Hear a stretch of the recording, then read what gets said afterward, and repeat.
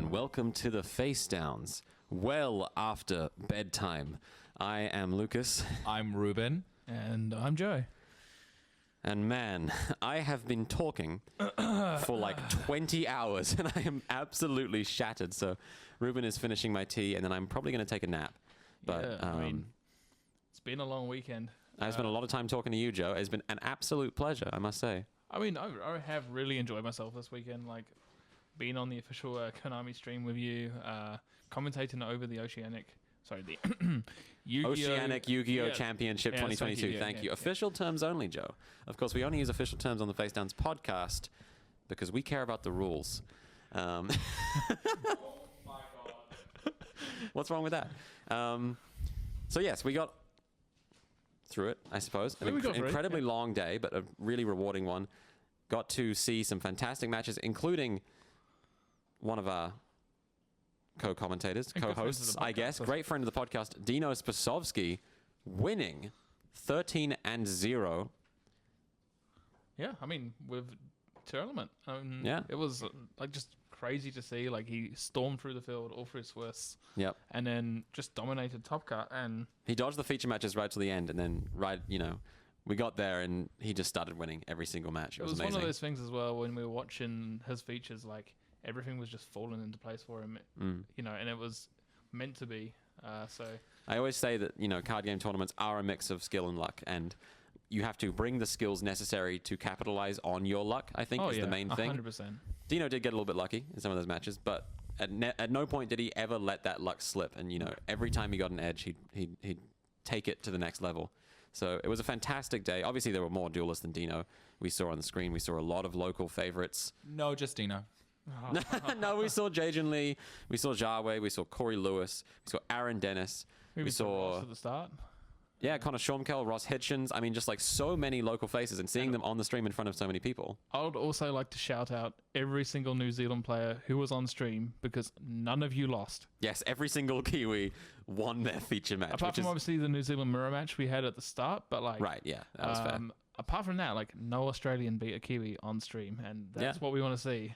And all jokes aside, the commentary was fantastic. I really enjoyed it. It felt like a complete step up for us, getting the responsibility to take on something so prestigious and something so unprecedented for Oceanics in New Zealand specifically, and it was just such a privilege. So I can't speak the praises enough of everyone involved. And also just a quick thank you to Greg as well for the week before, just to give a little bit of a warm-up. See, we're in commentary mode because we're being so positive. But it was a fantastic time, and I will take this as a fantastic time to let Ruben talk about his experience. All right, enough kumbaya. Let's talk some trash. Yes, so I was not part of the commentary team or the judging team. I was, in fact, part of the tournament organization. My role and responsibility in this event was actually getting it started. Can you do the outro? And it was crazy. This was so much work. So much time has gone into this event. And obviously, we're recording at 10 p.m. on Sunday, the evening after the event has concluded. And my goodness, am I so thankful that this is over. I mean, you did a great job. Like, well, thank you. It was... we had a little bit of a hitch up in obviously on the Saturday, having to punch in those Konami IDs. And yeah, I've never entered data faster in my life. No. I've never used, I've never had to type in so many 03s in my life either. But realistically, I think that it was just such a great event. My record stands true for those of you who have played events that I have TO'd or judged. No repairs. And that's what we like to see. No repairs, no time wasting. Except for the beginning. I mean, once that first delay went, I mean, for the next, literally the next 2 days, there was no delays at all. Everything ran smoothly. Shout out as well to the broadcasting co. The broadcast, Oh my goodness. Actually, the definition of elevation. That stream, from the little glimpses I could see while I was not running around like a kind of headless chicken, wow. And the amount of stuff they were doing on the fly, they were just like, hey, this is going to be a cool shot. We're just going to take a camera out and just hover it above the crowd and fade it out the background and put the Yu-Gi-Oh! Championship logo in front. Just on the spot. They've just had all these ideas. Yeah. They even at the end of the tournament as well, decided to follow Dino from the table to the winner's interview, and I thought that was just like some really nice little touches at the end as well in the prize given. Be sure to check out the Konami Twitch, I believe is where you can see the VOD. You'll be able to see some amazing camera work done from the broadcast co. Honestly, they just really brought it to the event. And they just made this feature, or this entire event, just look so good. Yeah, they captured it very well.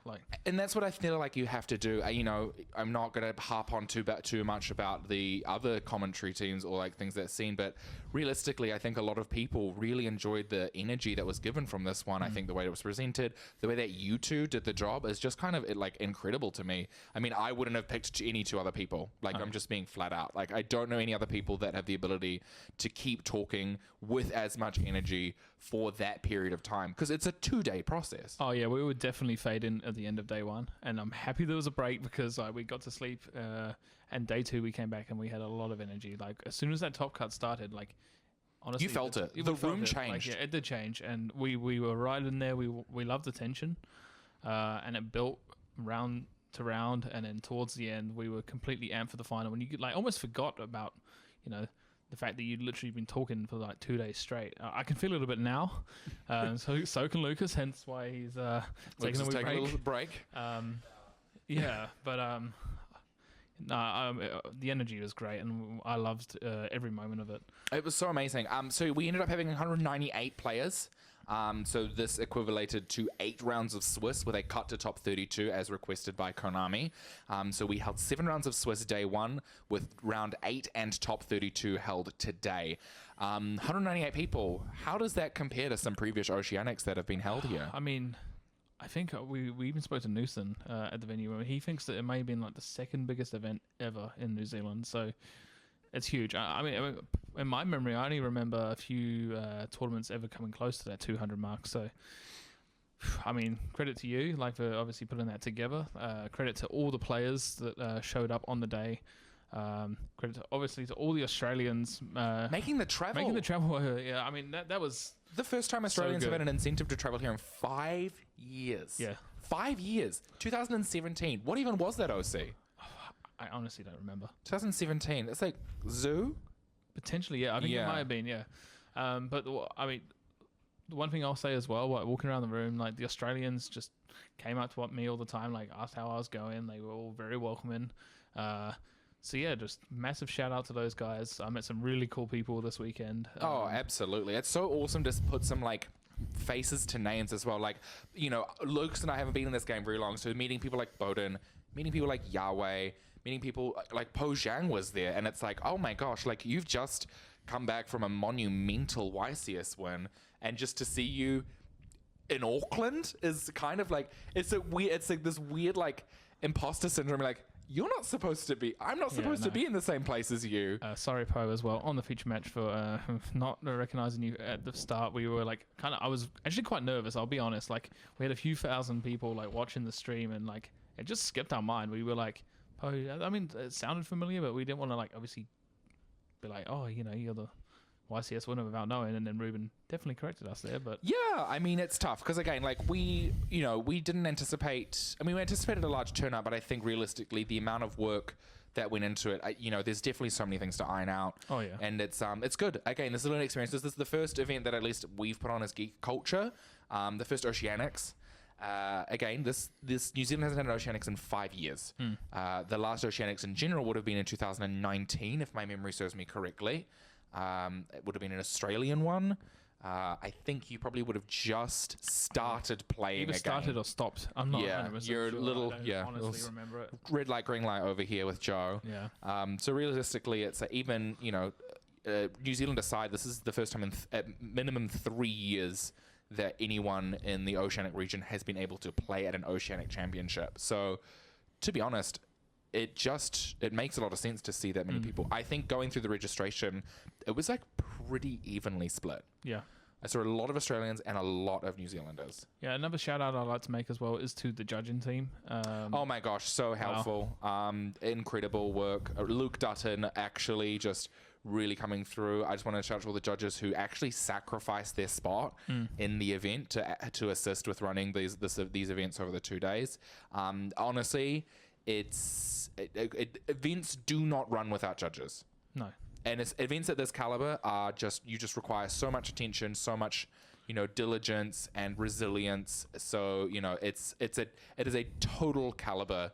It's just such a different caliber of person to be able to not only willingly sacrifice a spot at a premier event, but also take the time out of your weekend to provide judging and assistance. Yeah, not to mention like the whole day, I didn't really hear about any like rulings that got majorly messed up or anything like that. There's no massive penalties handed out as far as I know. I didn't. Yeah, I mean the whole entire weekend was just played in good spirit. Yeah, I never had to hand out a disqualification form, which is huge. I think that's obviously really strong. Making sure that everyone is obeying, like following rules, making sure tournament policy is being abided by, and I think that it gives me hope. Like this is if this is where Yu-Gi-Oh is at after COVID.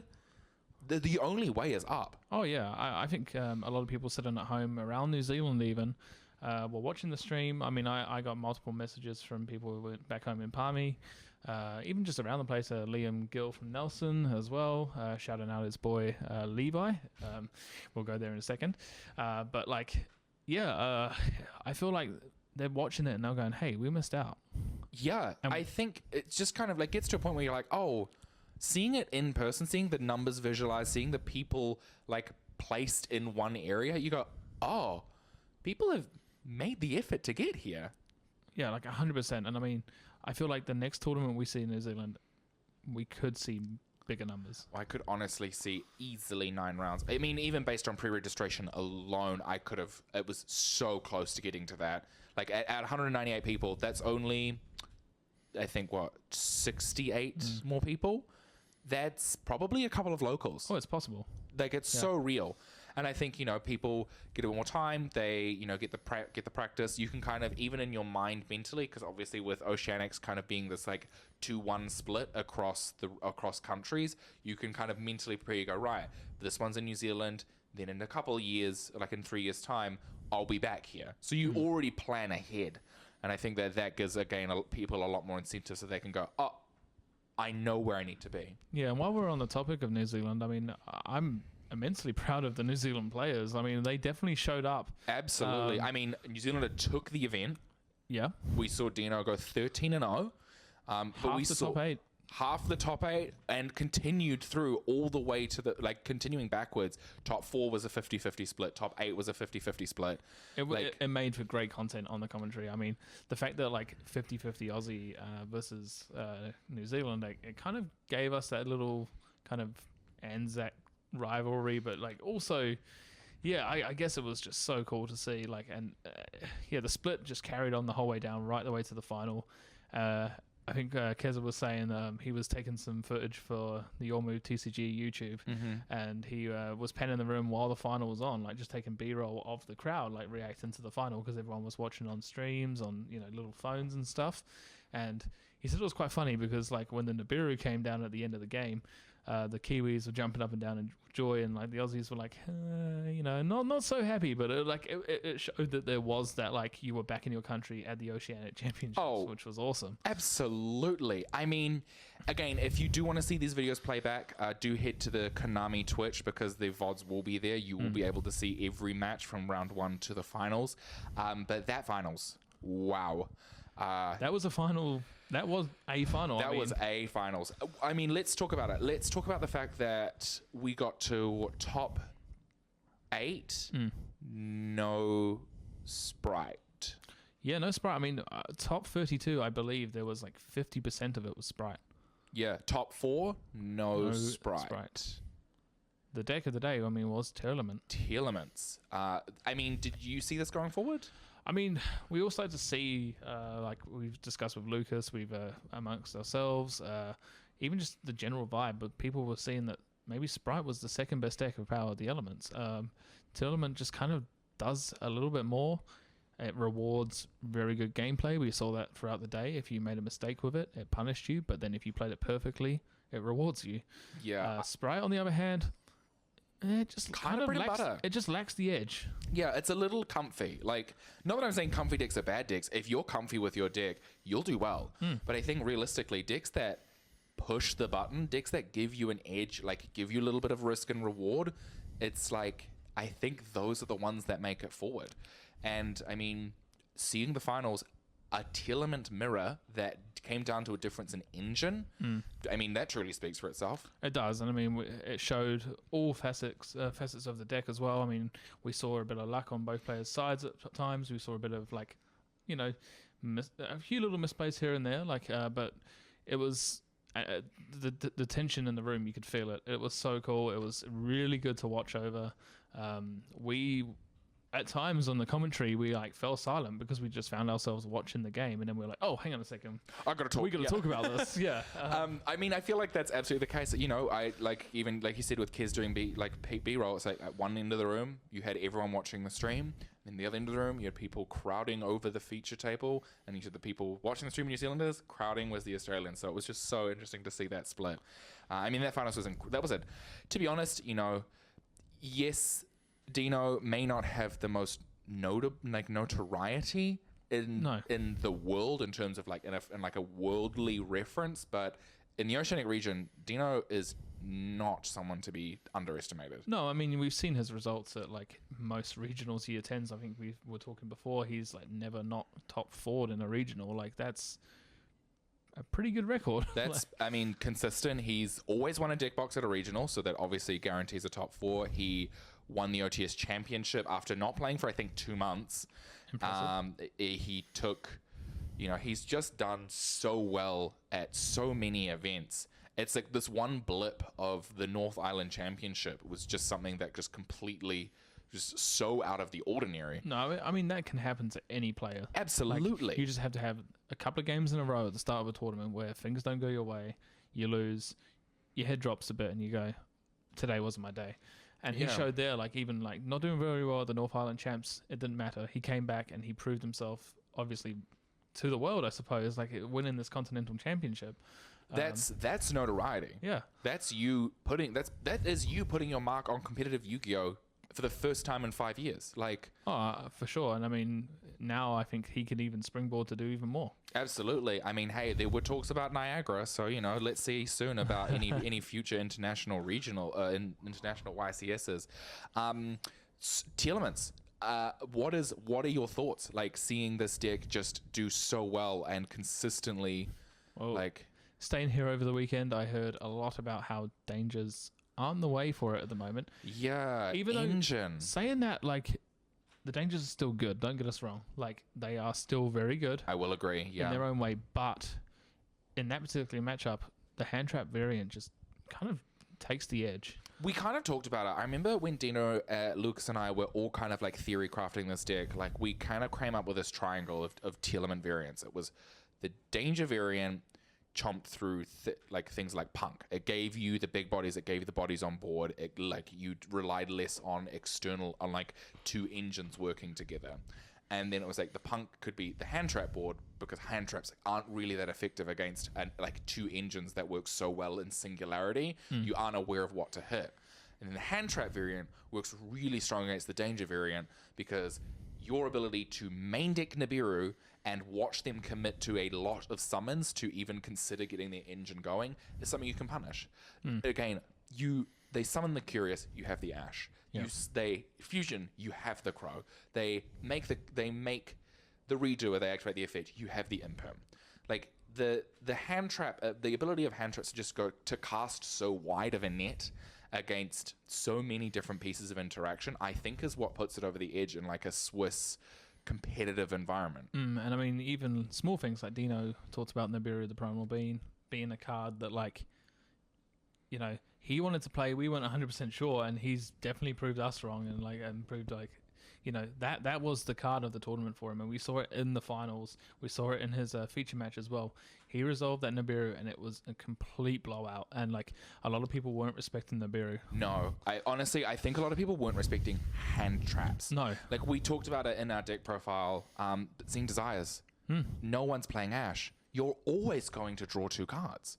You're always going to resolve your meta noise to send from deck. Even your field spell, like, you'll always resolve the field spell search. And that's the thing, is it's like, you look at these, like, a lot of people view these kind of, like, 0-for-1 interactions as like, oh, this doesn't really achieve much. Like, you think of activating a field spell and they ash it.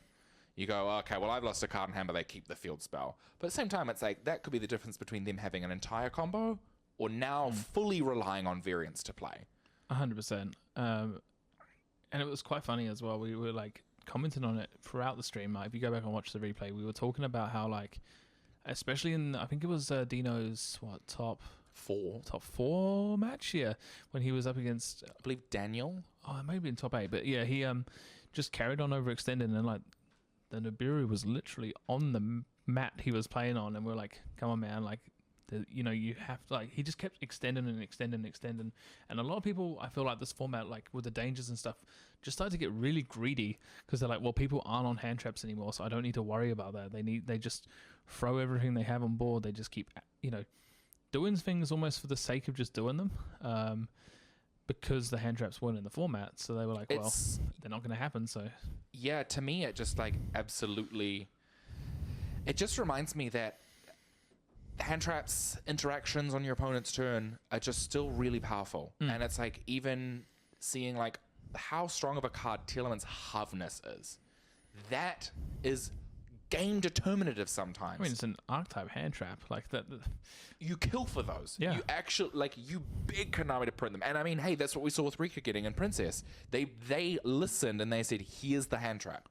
Here's the piece of interaction your opponent can't predict. Harvness literally says, here is a free body and a potential fusion summon. And that's better than any other. That reads crazy. Yeah, it does. It does. What was your opinion on, like, did you see many, like, interesting side techs or any, like, interesting calls for main deck events? We saw, obviously, Bowden with the, is it the Agave Dragon? Agave, yes. Agave Dragon, yeah. That was quite interesting. Obviously, time is a thing in Yu-Gi-Oh! It's been present probably for a while now. At least across all championships. Yeah, so, I mean, having a strategy to win in time is not unheard of. That was a pretty unique and cool way to win in time.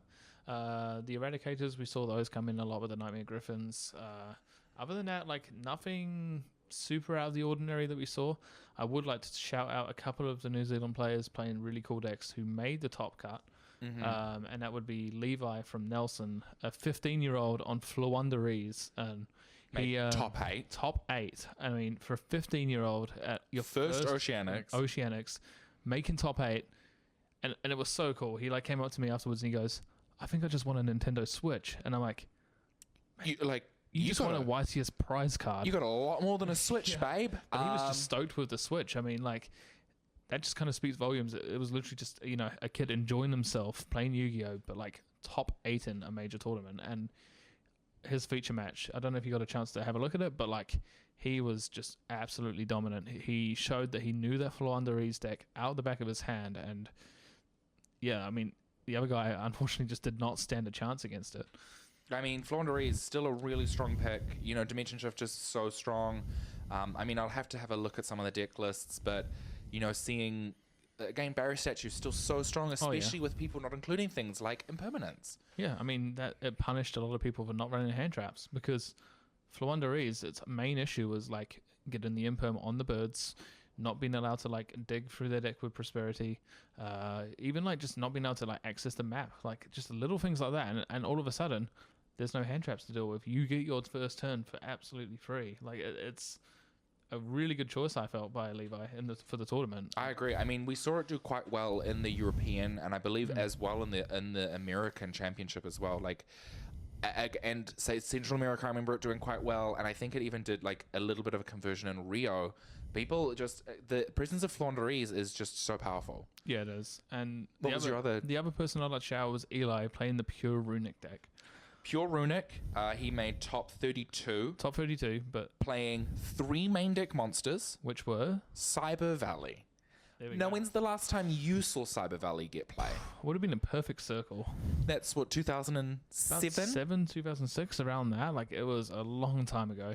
And it was really cool to watch. I mean, like, we got to watch his feature match. I believe it was like round 5 or 6 in Swiss. I think round 5. Because I remember determining the feature match, and I said, now what are you playing that puts you on table 10? Yeah. Because you kind of know in a tournament, you kind of go, okay, round 1 and 2, kind of a wash. People are playing their fun decks. They may have gotten like a couple of luck. You get to about round 4, you're halfway through Swiss. You go, okay, no, you're playing something good. Like, you're playing something that's converting. And it was converting. My goodness, that feature match was Runic versus Mathmech. It was probably the most one-sided match we saw all weekend. Like, you believe? The Mathmech player just did not stand a chance. Like, there was nothing he did wrong, so like nothing that he could have even done. So really, I mean, there was a few little misplays, but like when you don't know what a deck does, that's what happens. Like, you lose to not knowing. Like, knowledge is actually, I hate to say it, it's a resource. Knowledge is a resource in this game that is not talked about enough, I think. No. Of course it's hard. Not everyone has an encyclopedia brain that can recall every single card effect. But, you know, and especially with Runic capitalizing on that being so new, quite literally a week old. But he managed to get the deck together, and I mean, it was so weird seeing someone draw 11 cards in a turn. Yeah, that's crazy. That's unheard of in Yu-Gi-Oh! It's like kind of the stuff of Pokemon when they like draw 7 randomly, but in Yu-Gi-Oh! Drawing 11 cards, like, and then milling your opponent out of the game, like just banishing all the cards from your opponent's deck twice. Crazy. It's also the first strategy we've seen like that, taking like truly using the alternative win condition of making your opponent draw from an empty deck. And not to mention though, the artwork on it is kind of cool too. Like, I don't know if you've seen it. It's that first player RPG kind of thing. It's cool, to man. me, I think that's such a cool design. I mean, I think all the archetypes and tactical masters are very strong, but yeah, Runic to me definitely stands out as the one, and we see it not only as a deck by itself but as an engine. Oh yeah, we saw a few players on the Runic Sprite deck that made top cut. I think they've got top 16 on some of those. So what are your thoughts on that one, including the Runics as the basically instant fusion targets? We saw Poe playing it, and it looked pretty good. Like, he went up against Connor in his feature match. Obviously, Connor did take that one out with the enemy controller play, which was also very cool.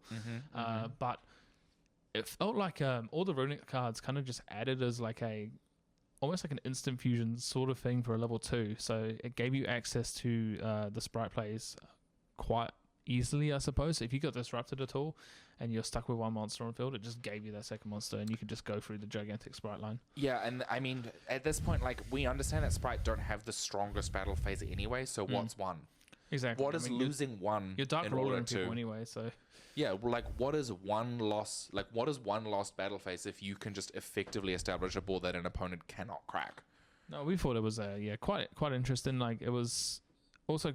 There was quite a lot of like mixed decks up with like, you know, Tier Element with Sprite. We found that like a lot of people were sort of just cramming all the engines into like the one deck, and we often found that like those decks fell to the wayside a bit because, like, as we saw them sending cards to the grave, like they wouldn't always hit the right things, and that's where Dino's deck was a bit different, where he just went for the pure Tier Element build, and every mill that he was doing was good. Like, he was always hitting cards, and yes, people might have been like, yeah, he got lucky there, but like at the same time, he didn't have all these like dead weight cards in his build. Well, yeah, it meant that your sends from deck to grave were live all the time. I had a shower, so I'm back. Welcome back. I feel a little bit better now, washing off the briskness of being at a convention hall with a bunch of Yu-Gi-Oh players for 2 days, which is not even like a dig to Yu-Gi-Oh players. It's just like a room full of 200 people. And not to mention, we were looking at like screens and lights for 2 days, and my eyes feel like they're falling out the back of the head. I also ate half a cheese scone for the first 11 hours of the day. Yep, and then finished it off with some KFC. Not sponsored, just delicious. So I heard you guys talking about all the different decks that we saw. I assume you've covered most of the... Yeah, most of it. Yeah, but I mean, have you got anything to add there? No, I heard you talking about Sprite and, you know, talking mad crap about whether or not it's good or bad, and I think you are correct. I think Sprite was interesting to watch convert quite severely. Like, we saw about 16 Sprites, like you said, in the top. None of them converted to top 8, or I think maybe one of them did, which was interesting. I think the deck has like this incredible run through almost any matchup, but has, in my opinion, one of the worst Tier Element matchups in the format. Not only because cards like Super Polymerization and all that are really good against Sprite, they're also incapable of playing through something like a Harvness into a Dragostopelia, or even, you know, as Corey showed on stream, a Winder is a pretty devastating card for them to deal with, especially in like turn 4. That seems to be pretty effective. Also, they're pretty susceptible to board breakers, like Dark Ruler No More and everything. So like every time you watch Tearlament versus Sprite, I think it just looked like Tearlament was kind of goldfishing, right? Like they just kind of get to do what they want. Yeah, I mean, obviously we were only watching one game at a time, so like there would have been like tons and tons of other games going on that would have showcased. You know, I'm sure some Sprite players would have overcome the Tearlament matchup, but you're right. I mean, I think they struggled against it. Like, there's so many factors in that deck that just like stomp on Sprite. I think on paper, like everything Tier has just beats Sprite. It does, yeah. And everything Sprite has doesn't necessarily beat Tier. Like, totally awesome. A deck like Tearlament that can activate so many cards before even sticking a monster on the field. Yeah, I mean, it shows that like Tearlament is very resilient. It can push through a lot of things. We saw even, but it doesn't like looking like it isn't. If that makes sense, like Dino, when we watched him in a few matches, like we saw him break apart like every board he came up against, but it didn't really look like. You know, there wasn't he wasn't just playing, Dark Ruler and just break your board. It was like a slowly pick away at it and it just gains advantage. And that's... In my opinion, thinking about how you just described that, it feels a lot like Orcust. Yeah. And Orcust, I think, at its peak, might still be in the top 5 strongest Yu-Gi-Oh! Decks of all time, which is funny because it often had an end board of IP Masquerena pass turn with a orchestrated Babble up. And, looking back on that format, you're like, well, how was Orcust that good? But you watch it you watch a really skilled pilot on Orcust, and it's like you just have no chance. All these graveyard effects, all these hand effects. And Tearlament does its best impression. Instead of orchestrated Babble, you just have all these triggered effects that kind of replicate the same thing, playing entirely during your opponent's turn, and then you get your own turn after that once they've been stopped. Well, I mean, also, how ironic. They're all darks. They're all different levels. And they all abuse a particular mechanic with a supplemental inclusion of a secondary mechanic. Like seeing Tearlaments primarily do fusions and then Xyz is very reminiscent of how Orcust was primarily Lynx with then an Xyz as the follow-up. They also don't lock you into anything. So unlike Orcust, you can just do whatever. Yeah, and I guess one thing that comes up a lot is we were talking about the topologics, like the last time they were used. Orcust, yeah. There we go. So like they are very similar in the way they operate. I feel like you're right, it is an extremely strong deck that only gets better from here, which is scary. Like it's like, what if Dingirsu and Orchestrated Crescendo came out and all of that stuff, and then the next set had like a better Dingirsu. Like imagine if that's how the game went. We would just be thinking back of that Orcust format forever. And strap in, because Tearlament is currently the best deck at a point in which in the OCG it was like tier 2. It was like fine, right? Like it was not the deck that was like taking names. Right now in the TCG, it's the deck that's taking names before it gets any of the really good stuff. Like we only have the basic framework for what the Tearlament deck is going to become. And also, it just gets better. It does, yeah. Like it's so we are spoilt seeing how far in advance the Konami in Japan is. Seeing things like Tearlament's Grief, seeing things like the Earth Fairy Ishizu cards coming out that we're getting in November. We're watching a format develop live in front of us, and we're just following the path, the trail that they are blazing for us. And we do not have to deal with Maxi. Yeah, and I was about to bring up Maxi. Like, obviously, I think we can all kind of agree now that the OCG's dominance of Sprite may have been down to the fact that that deck could have searched to Maxi. Can't do that here, and what do you know? Like, it's nowhere near as strong. Ironic, though, that one of the best cards from today was still something that punished special summons, but just in a very different way. I think that seeing the way that Japan has innovated Tearlaments and seeing how we are, I mean, at the time of recording, we're I think a month and a bit away from Darkwing Blast. So we're going to be looking at Tearlaments, spells, Lulukaros, and then we have to wait another month before we get the Ishizu cards. So we're in this interesting limbo where going forward, we aren't actually aware of what decks are going to be dominant, because where Konami OCG was when we get this, they had an entire new product to make things work. It's actually kind of scary, like thinking about it. Like the fact that we watched this deck today, and it was like every time it won, it was immense. Yeah, it gets way worse, and it gets way worse. And people aren't really prepared. Like they've heard wind that like, oh yeah, the Ishizu Tearlament deck is really good, and I think we've kind of been putting it off, but I prompt everyone, just go and read the Ishizu cards. For the love of God, go and read them. Please read the Tearlament spells. Please read the new Tearlament fusion. Like the Tearlament spells, like they will show up and you'll be like, oh yeah, Tearlament cards. Those Ishizu cards have like 5 effects each, and they are all busted, and the entire format is going to revolve around them. Now, do I think Konami will allow that? Potentially not. I could. This is pretty bold, but I could see maybe one of the first, or at least historical, on-release limits could happen to this set. I don't think they want to do that very often, and I don't expect it. No. But this, I think in the OCG, it has been extremely proven at this point that if you are not playing the Ishizu cards at 3 copies each, there is no point showing up. And what would that be? Like, when's the last time they would have done that? Like, Gust Kraken? I can't think of a time where they've like pre-limited cards on release, like in modern time. No, I can only really think of the ones of emergency bans. Like that's all I can ever think of, and maybe even that will happen. Yeah. Like, and I'm not even exaggerating, because people wanted this for like Totally Awesome before Sprite came out, and I was like, whoa, like let it come out. Like I don't think it'll be as big of a deal, but we are seeing how much better Tearlament is in the TCG than it was in the OCG. Oh yeah, it is like night and day how much more powerful that deck is without the card Max C in the format. And I'm not saying to bring Max C back to fix the problem either. Please do not. Because it clearly didn't work in the OCG once they got the Ishizu cards. They're just like, go ahead, Max C me. I'll mill 30. There's only one special summon, but I got 30 cards in my graveyard. Good luck. So, do we see something? I mean, maybe like a really harsh Tearlament hit as well. But the problem with that is, of course, it opens the door to all the other Ishizu decks. One thing I'll say is the ban list. Like now, like obviously we've already done our painful choice, but like now more than ever, I think the writing has to be on the wall at this point. Like at this point, every event, every major event that concluded, we were like, okay, list is coming out next week. We saw Europe conclude. We went, okay, this is the list. They're going to do it. They went nothing. And they were okay.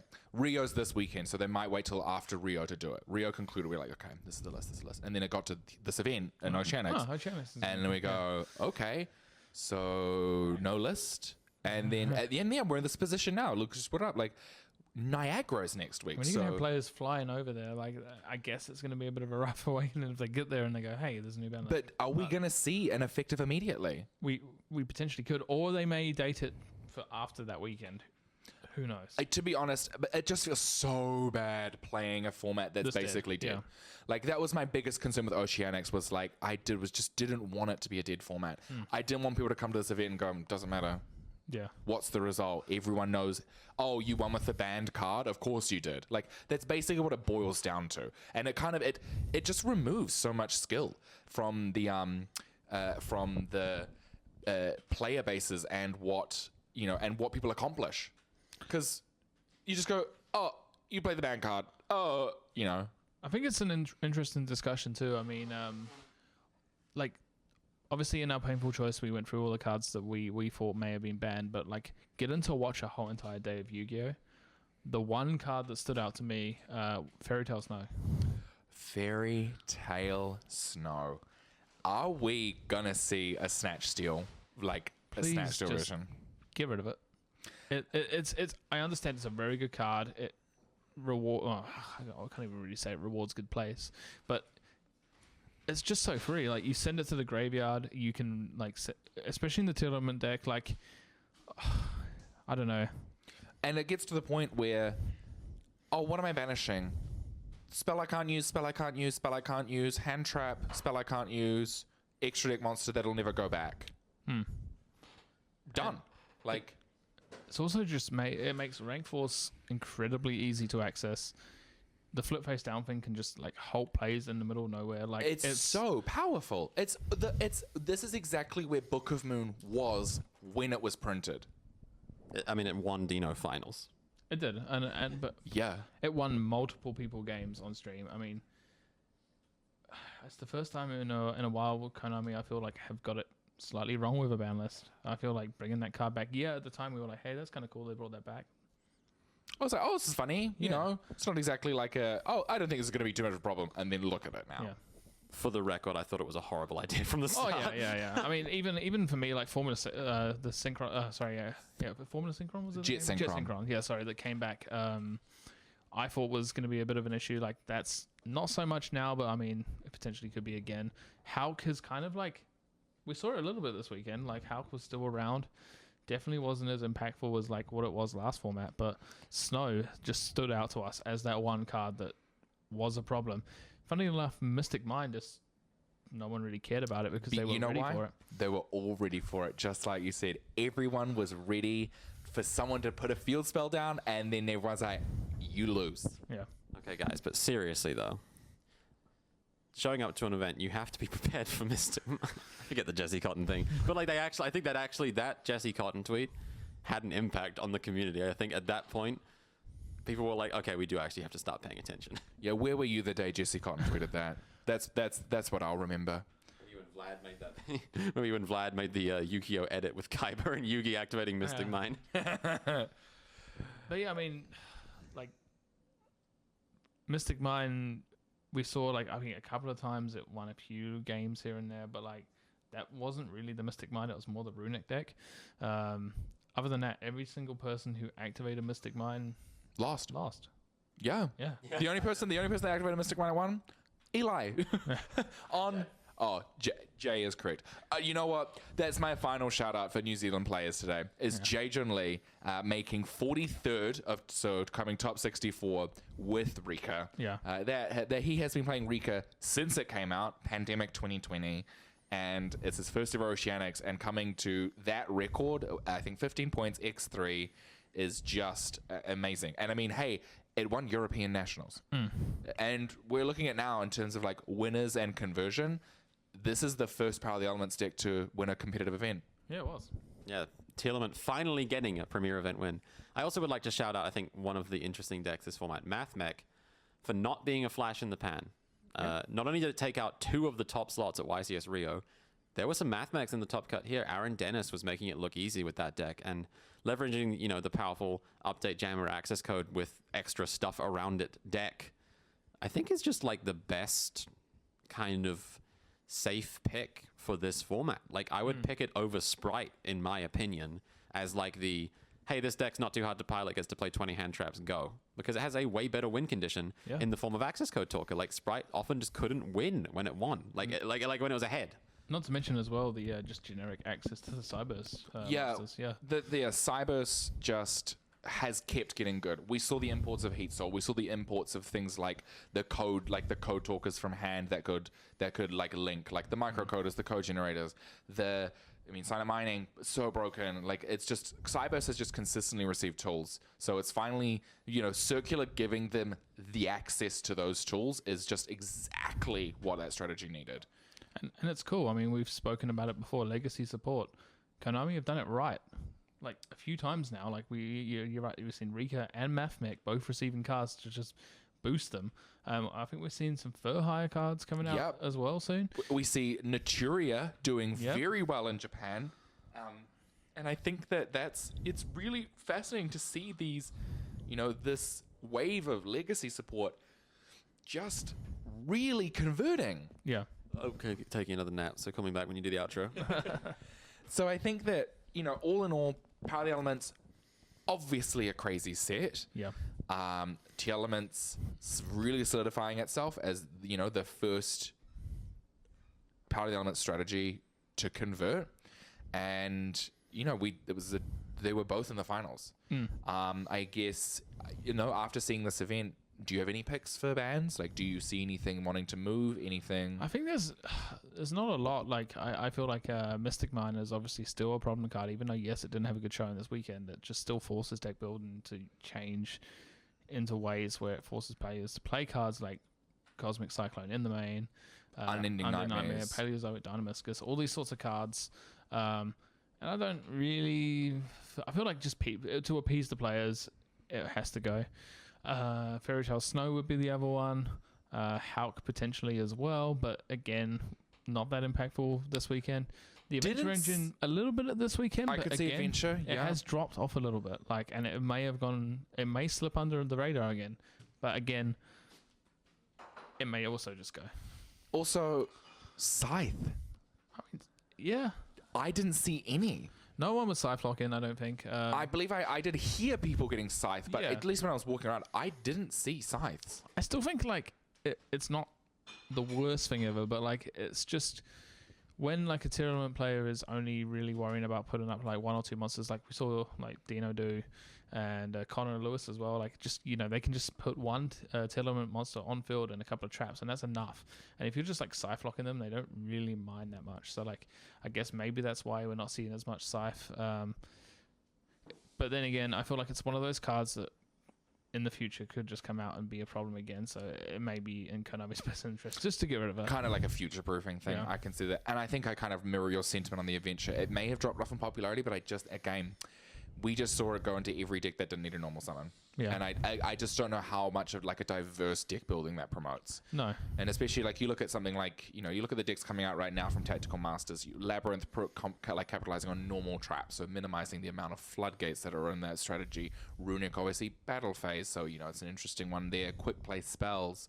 And, coming out in Darkwing Blast, things like the Bistids being this interesting like DD Crow strategy for lights and darks, creating a really hard counter to T elements.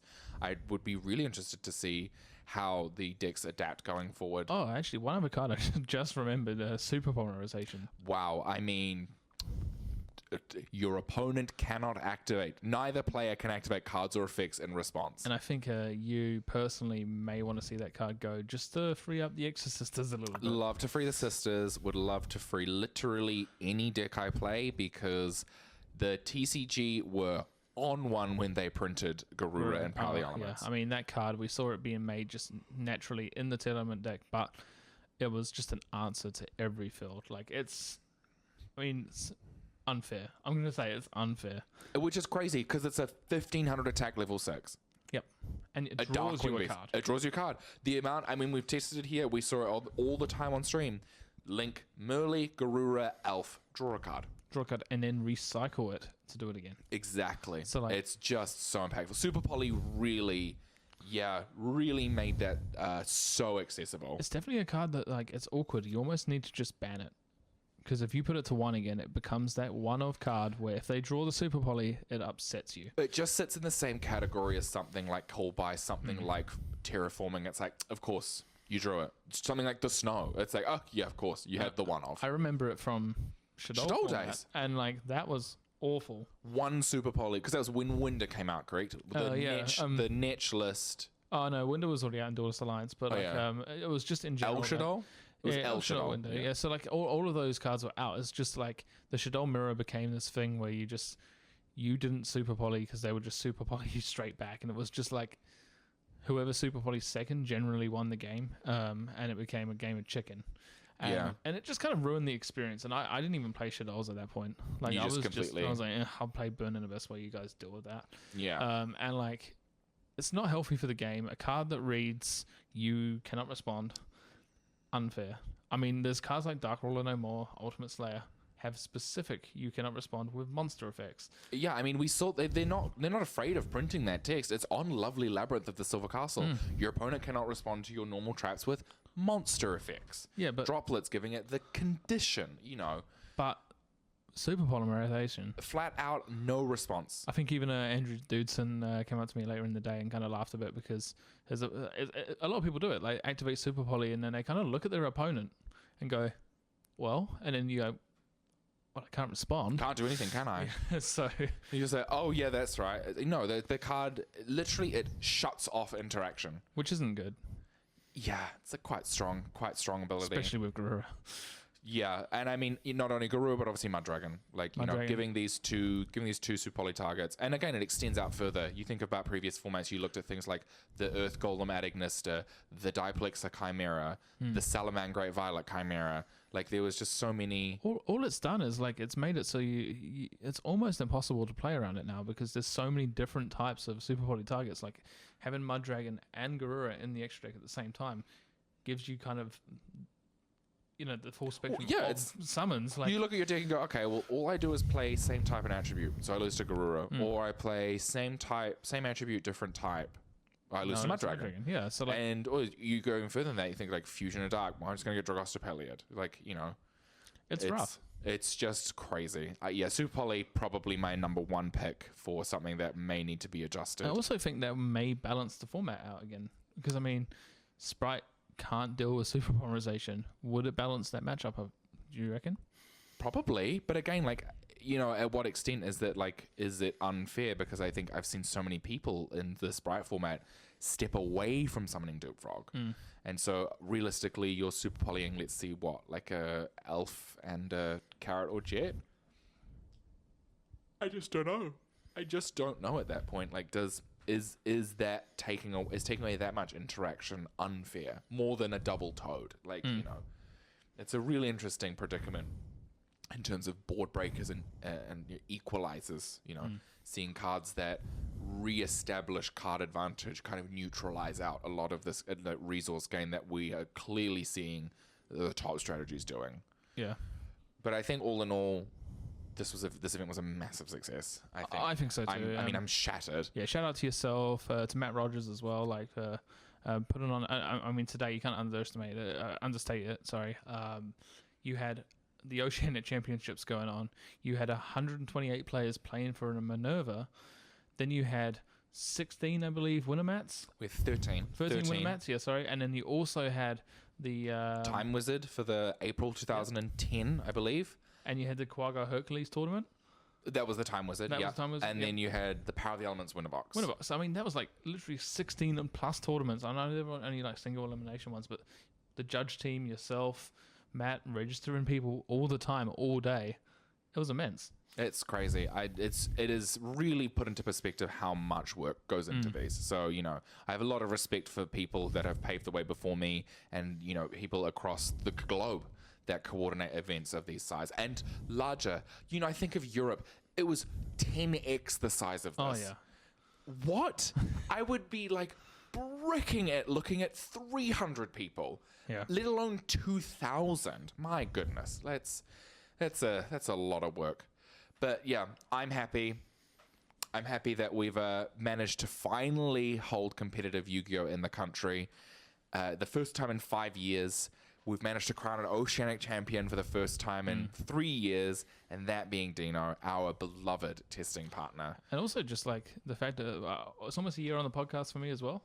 Just I want to shout that one out. And it's just awesome that I've gone from joining a podcast talking about multi-format and my experience of Yu-Gi-Oh! To commentating on a Konami stream. So thank you for that opportunity as well. Yeah, I mean, hey, like I said, I wouldn't have picked any other people to do it. You know, length, commentary, knowledge, memory. Those are all things that come to mind when I think of you two. And we brought Sleepy Lucas back to do the sign off because that is us for today. That is us. We are happy to conclude this Oceanic Championship 2022 Yu-Gi-Oh! Weekend. Yeah. And here's to many more. And here's to the events. So thank you so much for listening. As always, if you are listening along on your preferred podcasting app, please rate and review us. Leave us a 5-star. That greatly helps. If you're listening along on YouTube, please feel free to like, comment, and subscribe. Check out Share with a friend as well. Please be sure to check out Dino Spisovsky's 13-0 Telement deck profile on YouTube. You can follow us on Twitter, where we've shared that link to. Our link description will be in the bio. If you have any questions, queries, comments, or concerns, please email us at thefacedowns@gmail.com. And I mean, as always, thank you so much for listening. I'm Ruben. I'm Lucas. And I'm Joe. And you've been listening to The Face Downs. Sorry, how was that?